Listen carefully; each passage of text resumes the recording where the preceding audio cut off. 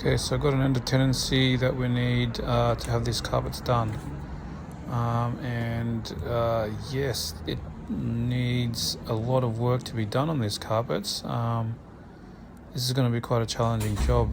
Look at the corner and the kitchen behind there.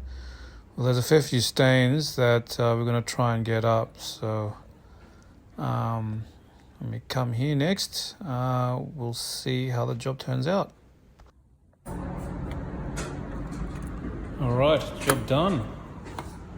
And I think this came up really well.